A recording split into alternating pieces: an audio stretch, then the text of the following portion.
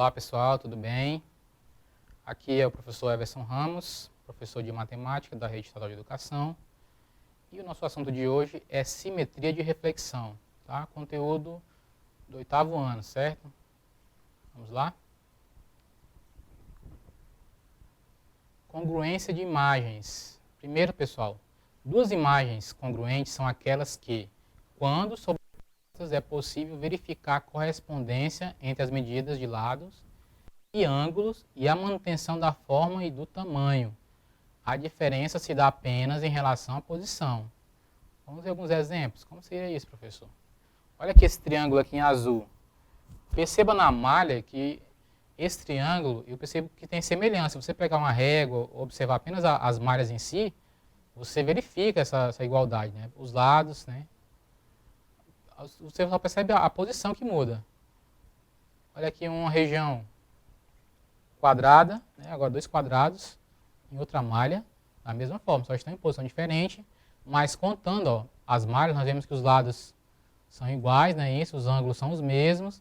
Então aqui eu posso dizer que são figuras congruentes, tá? Imagens congruentes. Outro exemplo, outro triângulo, né? Só em posição diferente, observando as malhas, percebemos que isso aqui tem uma igualdade aqui, tem uma semelhança, só muda a posição.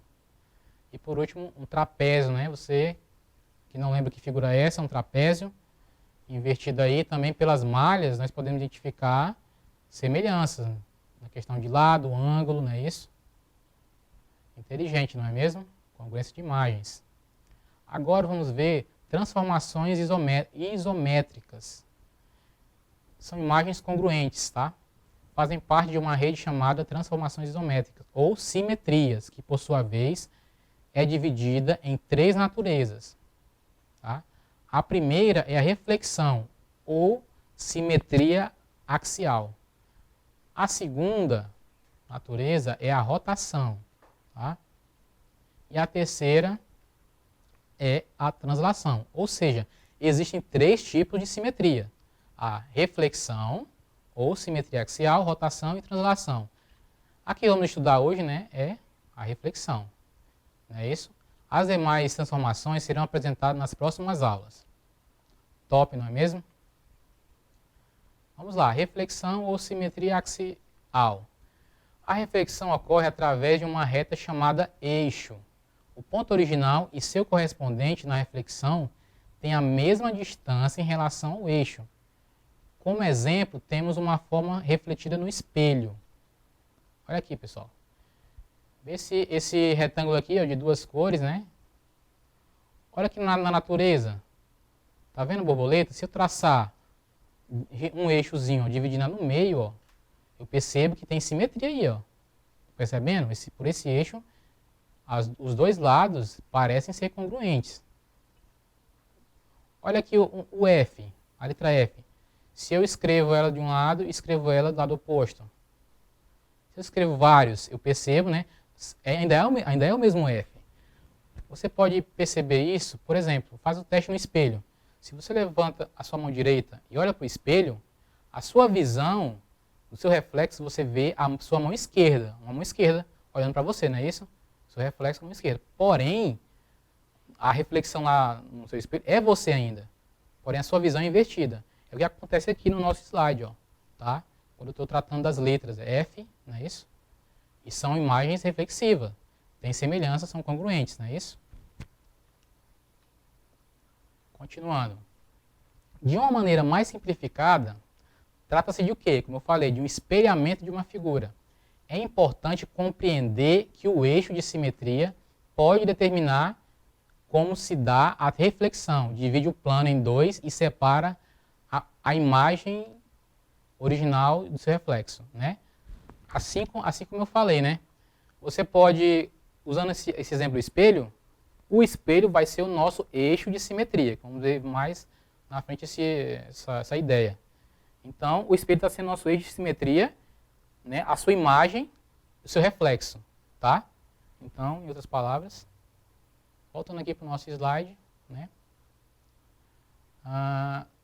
Divide um plano em dois e separa uma imagem original de seu reflexo, conservando a forma, o ângulo e o tamanho. Ou seja, deixando uma imagem invertida em relação à outra. Como eu falei, né? Da imagem, você no espelho, sua mão direita observando, mas a sua visão está vendo que é a mão esquerda, né? Que está apontando para você, lá no seu reflexo. Mas é apenas uma questão de observação. As figuras refletidas têm um ponto correspondente e a outro. E em cada lado do eixo mantém a mesma distância em relação ao eixo de simetria. No caso, o espelho, né, que eu usei. Observe a seguir o exemplo, olha aí. Imagine uma casa, né, ou a calha de uma casa, ou sei lá, né, uma chaminé, 1 e 2. Olha lá o nosso eixo, ó. Vou chamar de a figura 1 e a figura 2 e o eixo de simetria entre elas. Que poderia ser um espelho, né, no caso. Continuando. Para construir uma imagem refletida, tendo uma figura e seu eixo, é possível dobrar a folha em que ela está desenhada sobre o eixo de simetria do desenho e copiá-la do lado oposto. Ou seja, se você pegar uma folha, de papel, desenha, por exemplo, uma letra, um R, um X, uma borboleta, você dobra ela no meio, você vai criar ali um eixo de simetria. Quando você voltar a folha, desenha do mesmo lado, aquele R, aquela palavra, aquela figura, você vai ter o eixo de simetria e as duas figuras. Tá? Olha aí, ó. Imagina na folha. Um coração, né? Ó, letra F, né? Esse, imagina na folha, ó.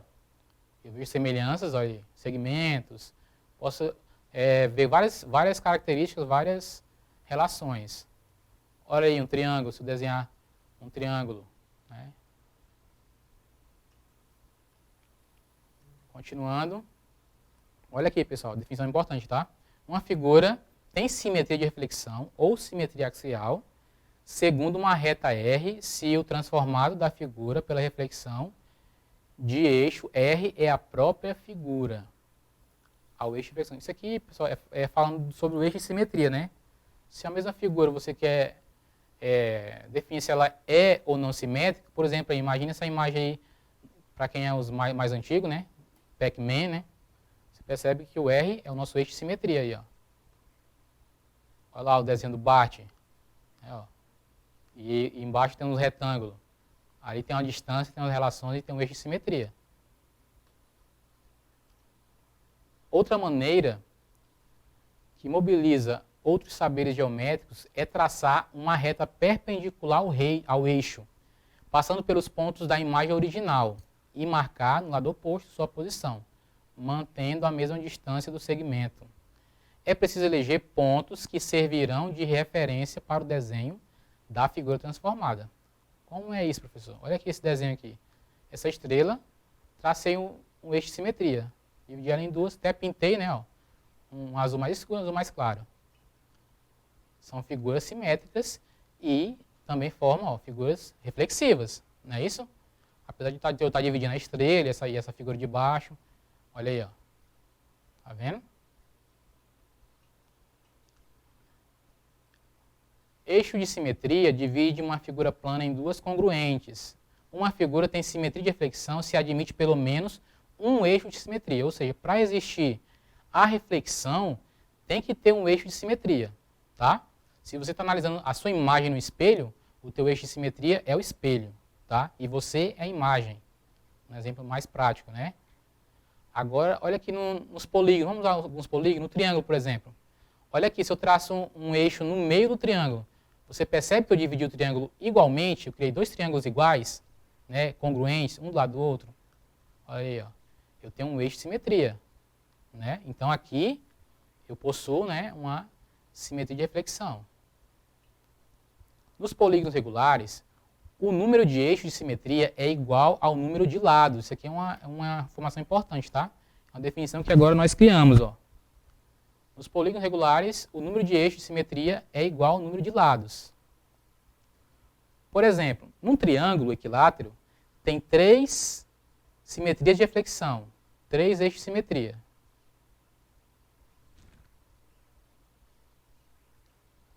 Olha aí, ó. No meio, não é isso? Ó. Olha aqui, ó, na outra ponta, no outro vértice, tracei outro eixo. e no outro vértice, outro eixo. Olha aqui como tem 3 eixos de simetria. Né? É o nosso conceito agora. Num triângulo, todo polígono regular, se o número de lados dele vai ser sempre igual ao número de eixos, tá? De simetria. Aqui temos 3 eixos de simetria porque é um triângulo. E se for um quadrado?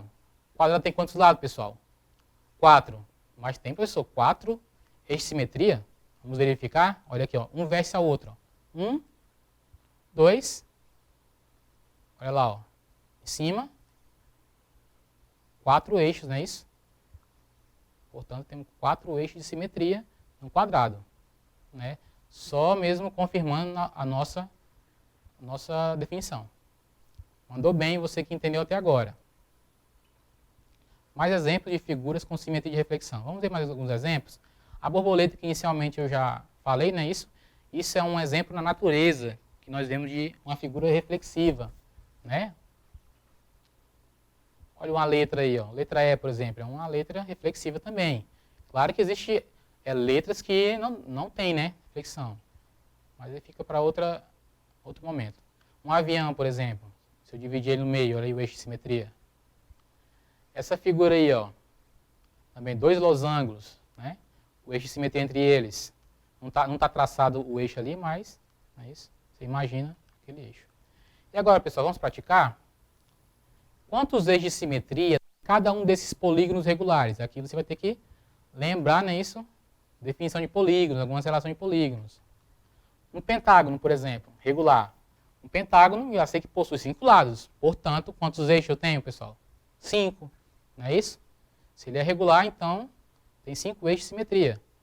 Um heptágono. Você não sabe o que é um heptágono? É um polígono que tem 7 lados. Se ele tem 7 lados, ele é regular, então ele tem 7 eixos de simetria. Dodecágono, pessoal. Dodecágono é um polígono de 12 lados. Portanto, possui 12 eixos de simetria. Então, pessoal, letra D, icoságono. O icoságone já sabemos, né, que ele é um polígono de 20 lados. Portanto, se esse icoságone ele é regular, então ele possui 20 eixos de simetria. Você arrasou. Se você até agora entendeu e foi resolvendo, parabéns. Então, gente, vamos revisar. O que aprendemos hoje? Nós estudamos sobre as transformações isométricas ou simetrias. Conhecemos especificamente a simetria de reflexão, chamada também de simetria axial. Agora é só praticar. Bons estudos e até a próxima, pessoal. Então, por hoje é só. Se você tem alguma dúvida sobre esse e outros conteúdos, acesse nossa plataforma de estudos, tá bom? E até a próxima aula, pessoal. Tchau.